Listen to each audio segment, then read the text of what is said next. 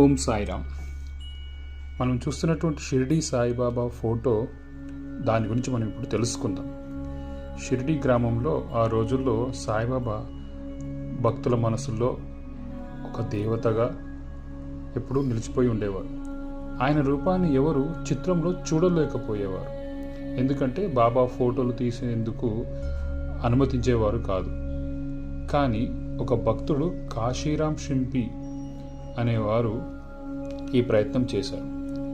ఆయనకు బాబాపై అపారమైన భక్తి. ఒకరోజు బాబా గారు కూర్చొని ఉండగా ఆయన వద్దకు వచ్చి నమస్కరించి ఇలా అడిగాడు, బాబా, మీ రూపం ఎంతో దివ్యంగా ఉంది, దయచేసి ఒకసారి ఫోటోకు కూర్చోండి.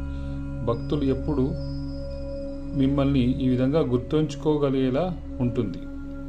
అప్పుడు బాబా మౌనంగా ఆయనను చూశాడు. కొన్ని క్షణాలు నిశ్శబ్దంగా ఉండి ఆ తర్వాత సంతోషంగా నవ్వి ఇలా తీసుకోమని చెప్పారు.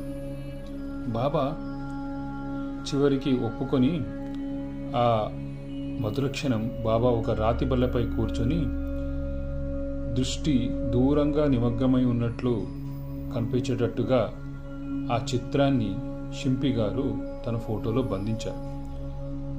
ఆ ఫోటో ఆ తర్వాత లక్షలాది మందికి భక్తిని కలిగించింది.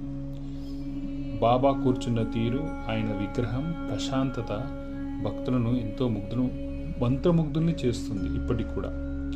అంతేకాదు, మరో భక్తుడు కూడా గోపాల్ దినకర్ జోషి 1912లో కూడా బాబా ఫోటోను తీశారు. ఆయన కూడా బాబా అనుమతితోనే తీసిన ఫోటో. ఆ ఫోటో ఇప్పటికీ కొన్ని పుస్తకాల్లో, ఆలయాల్లో కనిపిస్తూ ఉంటుంది. సో మనం ఇప్పుడు చూస్తున్నటువంటి ఆ ఫోటోలు అన్నీ కూడా వీరు తీసినవే. మనం ఎంతో రుణపడి ఉండాలి వీళ్ళందరికీ. ఓం సాయిరామ్.